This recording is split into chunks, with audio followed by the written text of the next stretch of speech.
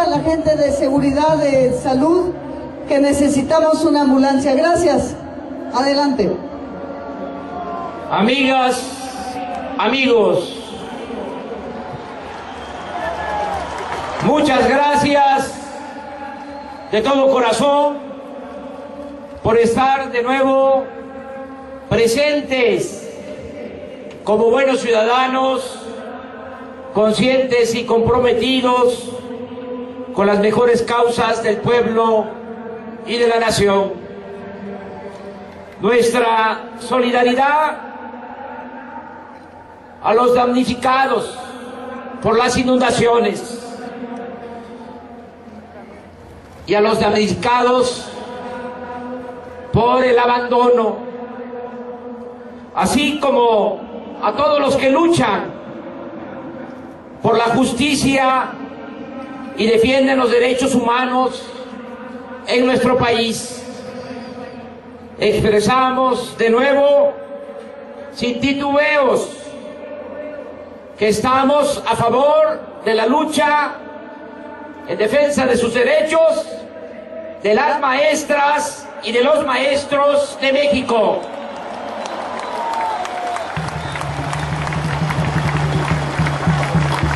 Estamos de nuevo aquí en el Zócalo,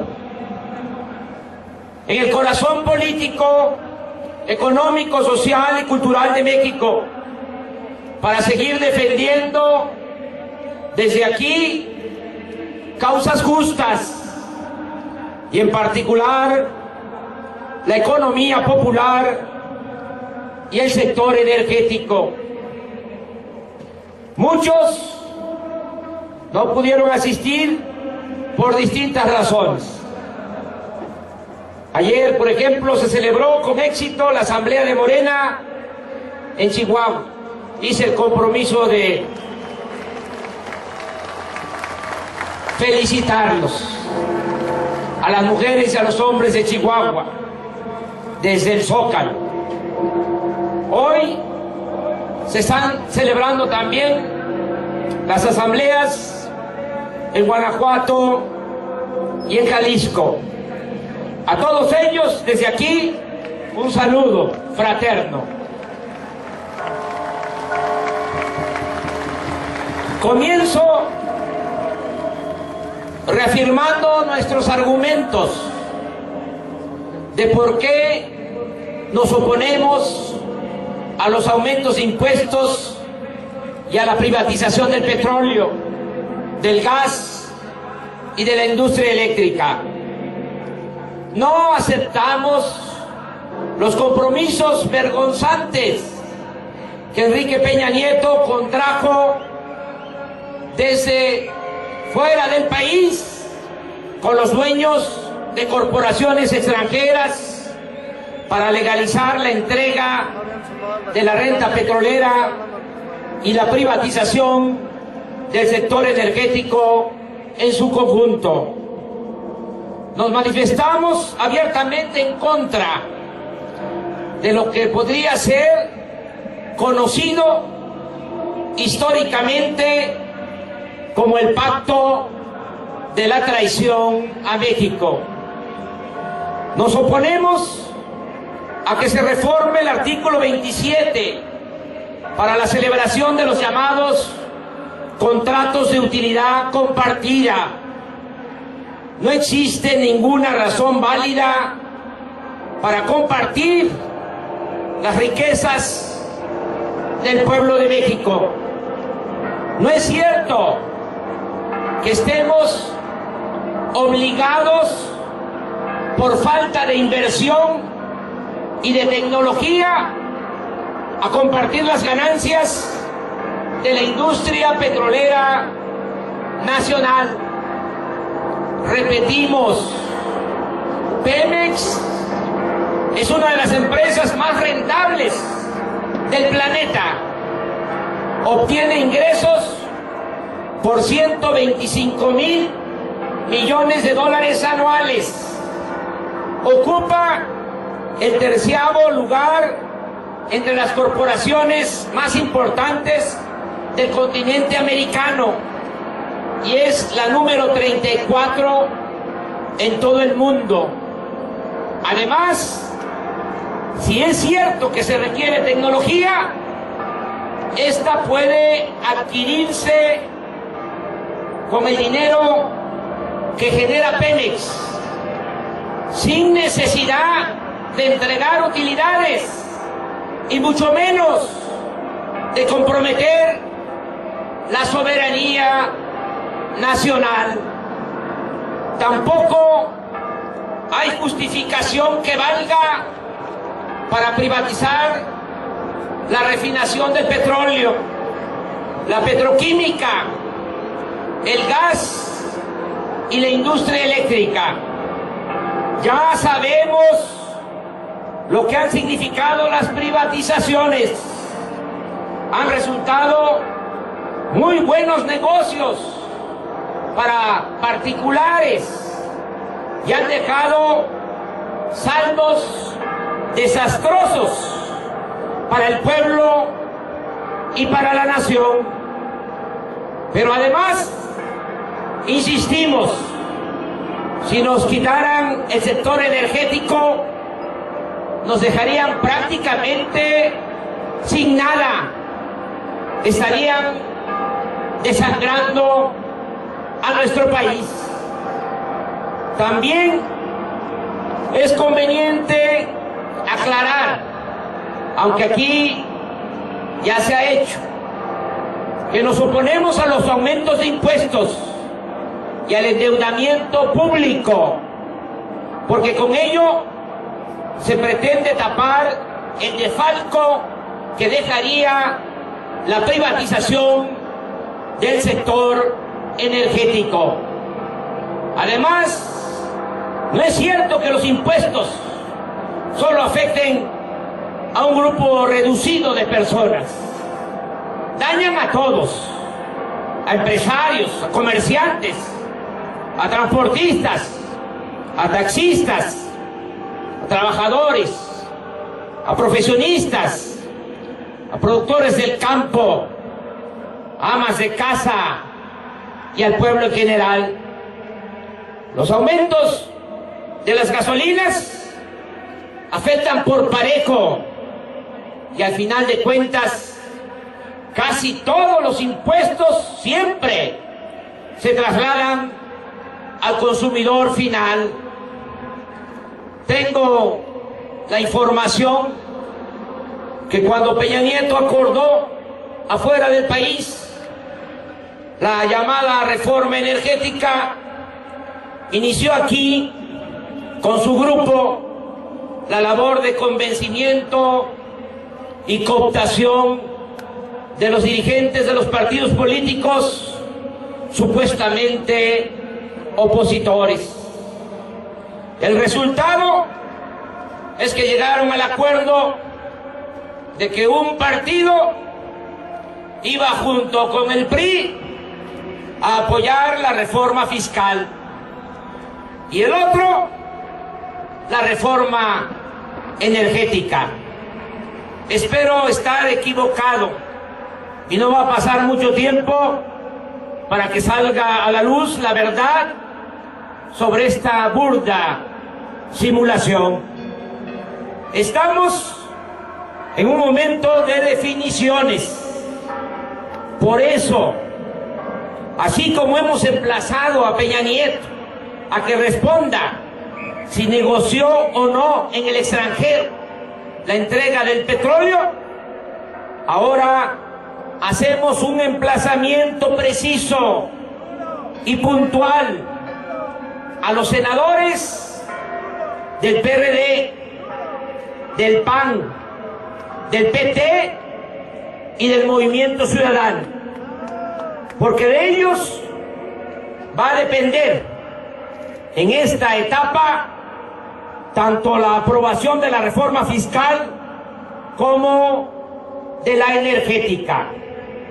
Por eso exhorto de manera particular, respetuosamente, a los senadores del PAN y del PRD, para que con absoluta independencia, como verdaderos representantes populares, construyan una alianza en el Senado con el compromiso de votar conjuntamente en contra de las dos reformas, la fiscal y la energética.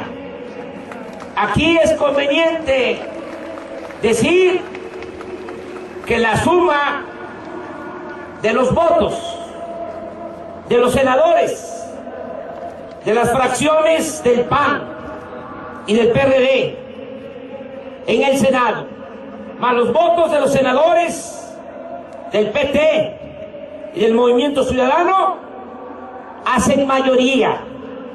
Es decir, en sus manos está la decisión final.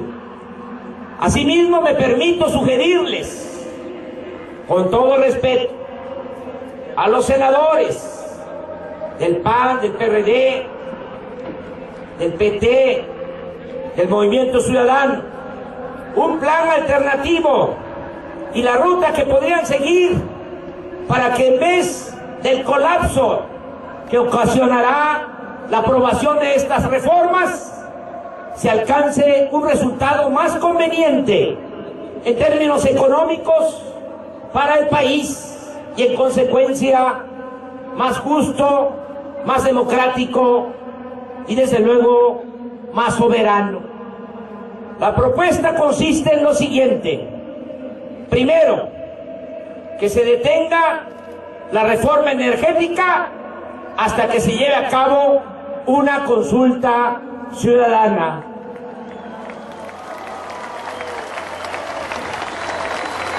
Que se modifique el marco legal para hacer esa consulta lo más pronto posible y que su resultado tenga carácter vinculatorio. Debe aprovecharse la circunstancia de que en el Senado precisamente se está discutiendo la aprobación de una nueva reforma electoral y considero que es mucho más importante resolver el asunto de la consulta democrática sobre los energéticos que si va a haber o no un Instituto Nacional Electoral o si hay reelección o no de legisladores y de autoridades. Además, todos sabemos que más allá de leyes e instituciones, lo que se requiere para hacer efectivo el sufragio y garantizar elecciones limpias y libres es una verdadera voluntad democrática en el gobierno y en el conjunto de la llamada clase política. Segundo, que se posponga la reforma fiscal.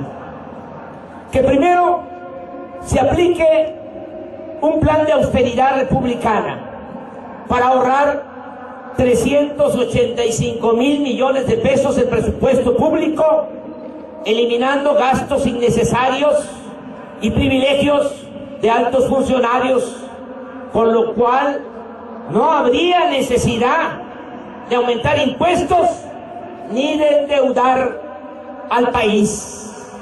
En estos días, por solo poner un ejemplo, se ha dado a conocer que los consejeros del IFE que se retiran, se les dará por dejar su cargo 4,600,000 pesos a cada uno.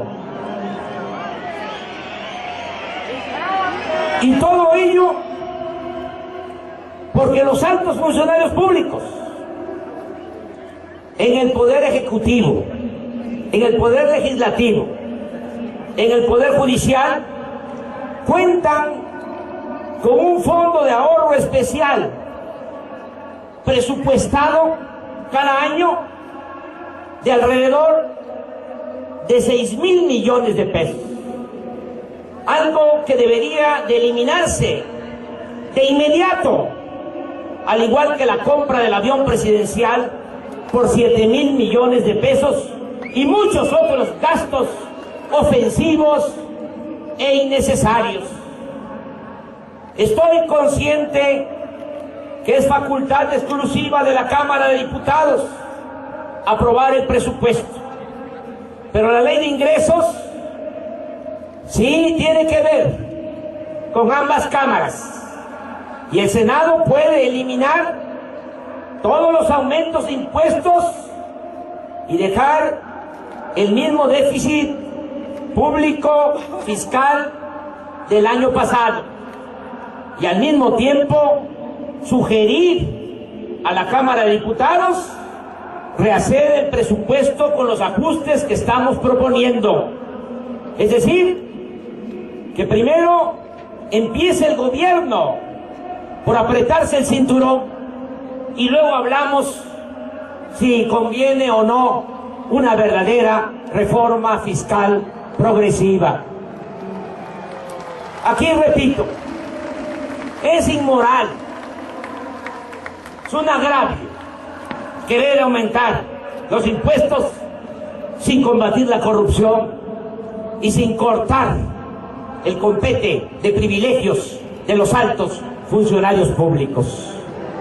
Mañana, en nombre de nuestro movimiento, José Agustín Ortiz Pinchetti, Octavio Romero Oropeza y Berta Luján entregarán a todos los senadores, a cada uno de ellos, la propuesta que ya hicimos en ese sentido a Enrique Peña Nieto y que no tomó en consideración por sus vergonzantes compromisos contraídos en el extranjero a espaldas del pueblo de México.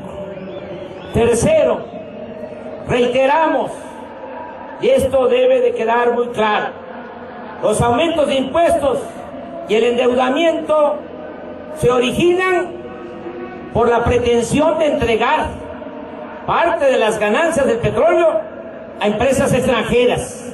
No le andemos buscando por otro lado.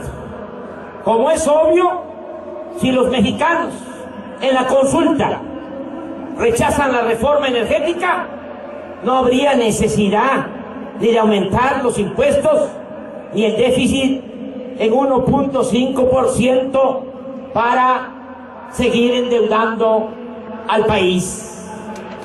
Señoras y señores senadores, es momento de honrar al Poder Legislativo y demostrar en los hechos que en México el Ejecutivo ya no es el poder de los poderes, porque existe una verdadera autonomía, una auténtica independencia del Poder Legislativo.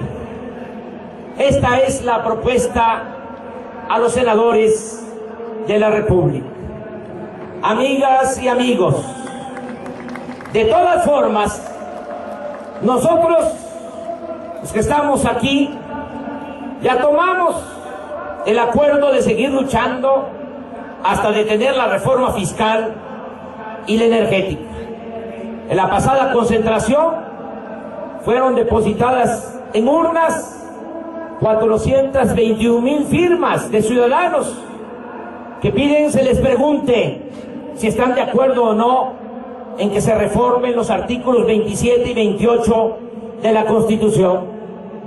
El día de hoy, muchos de ustedes traen más firmas que les pido introduzcan en las urnas que ya se han colocado aquí en el Zócalo. Espero que si no ahora, pronto lleguemos a 1 millón de firmas. Y les propongo que sigamos informando, orientando a los ciudadanos y pidiendo que ejerzan sus derechos de ser consultados. Les pido por eso que continuemos recabando firmas. También en la asamblea pasada, 43,000 ciudadanos aprobaron el plan de acción para frenar la privatización del sector energético y el aumento de impuestos. Aquí de nuevo lo expongo y clarifico.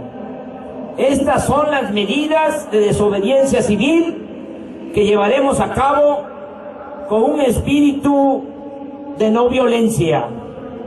1. Realizaremos un cerco civil pacífico alrededor de la Cámara de Senadores en cuanto comience a dictaminarse la iniciativa para reformar los artículos 27 y 28 de la Constitución. 2. De aprobarse la reforma energética en el Senado, procederíamos a organizar el cerco pacífico alrededor de la Cámara de Diputados. 3. Por tratarse de una reforma constitucional que requiere la aprobación de por lo menos 16 congresos locales, se llevarían a cabo cercos pacíficos en los 31 congresos estatales. 4. Se acordó, lo recuerdo, usar un listón tricolor como símbolo de nuestra lucha por la soberanía y contra la reforma energética y el aumento de impuestos. 5.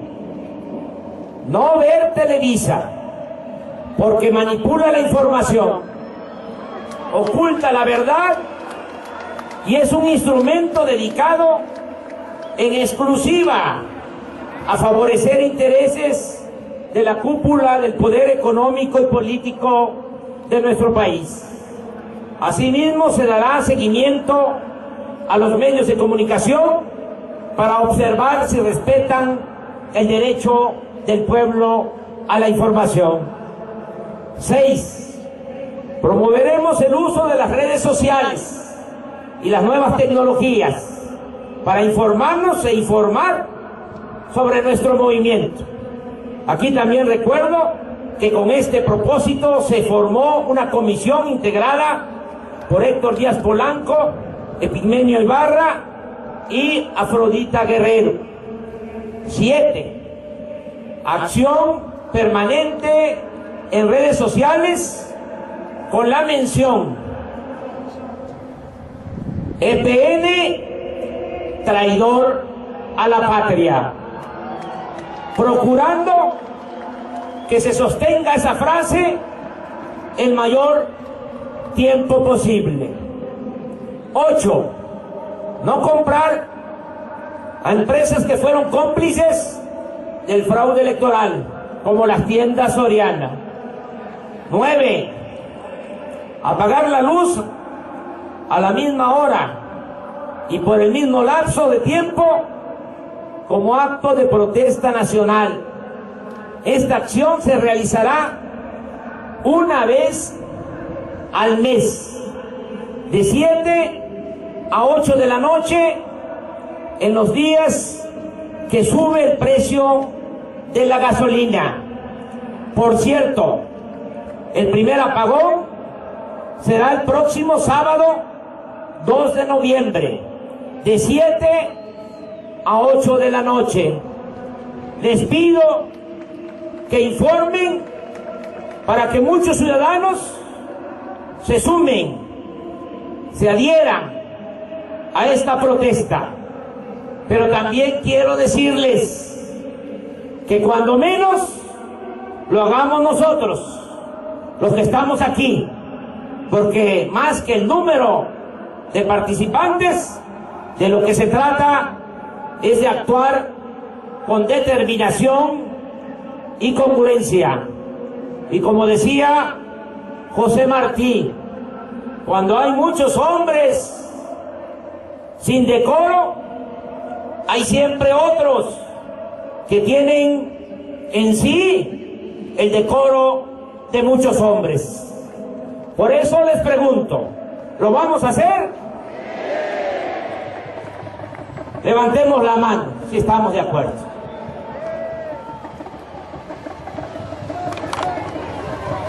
10. Promoveremos amparos masivos y acciones colectivas para no pagar la electricidad ni los aumentos de impuestos. Ya tenemos la justificación y los formatos de amparos que en su momento empezaremos a distribuir. 11. Formaremos brigadas para informar a la población de cómo se ha llevado a cabo en estos últimos 30 años el saqueo de los bienes y de los recursos de la nación, así como de las personas y grupos de poder involucrados en ese saqueo. 12.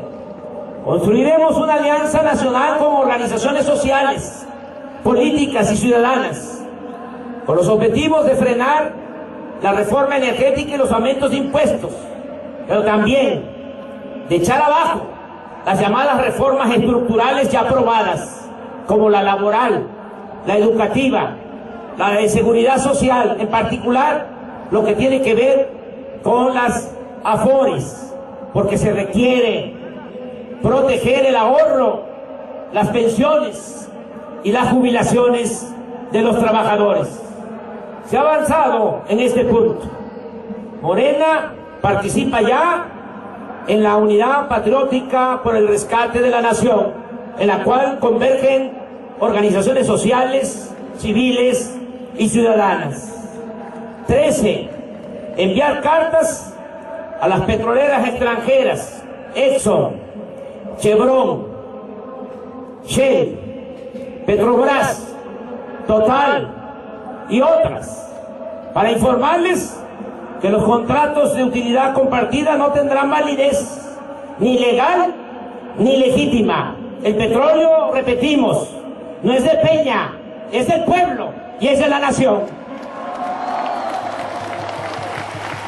La semana próxima se harán llegar a los dueños o representantes de los consejos de administración de estas empresas petroleras extranjeras las primeras cartas.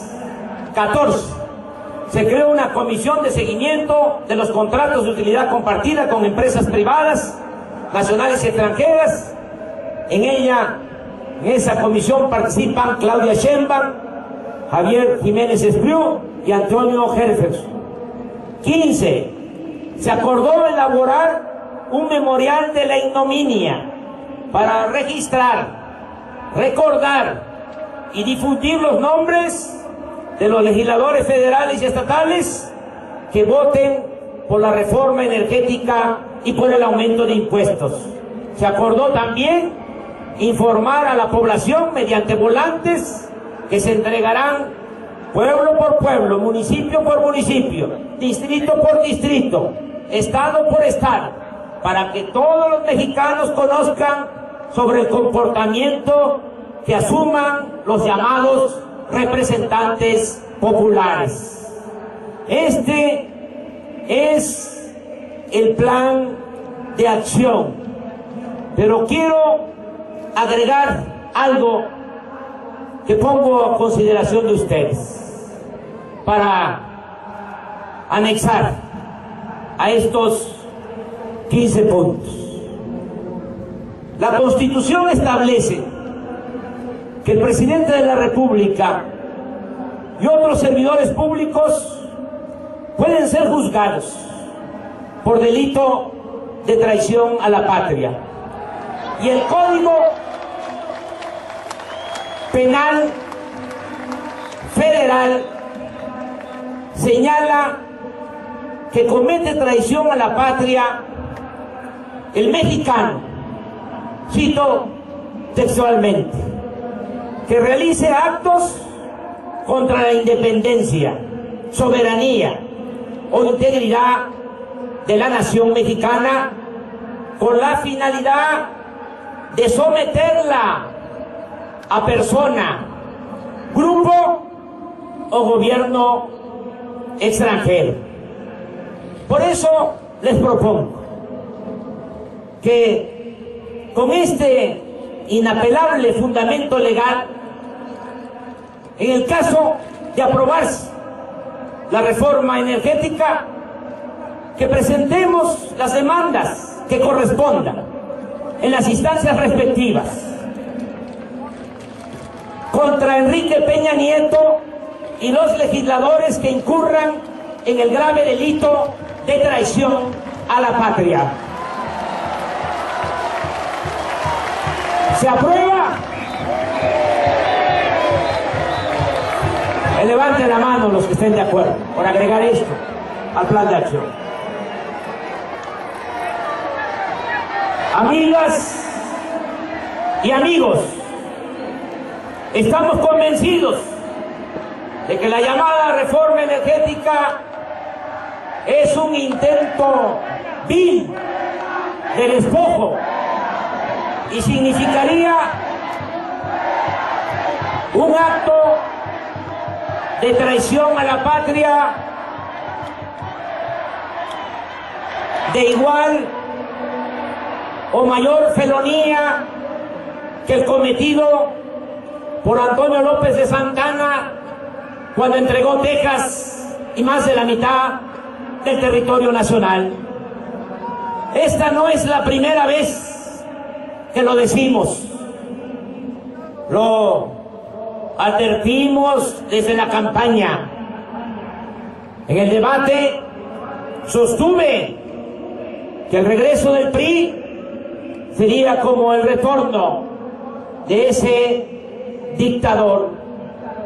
Estamos también convencidos de que desgraciadamente con el aumento de los impuestos y con el despojo del sector energético, nuestro país, nuestro querido México, se seguiría hundiendo.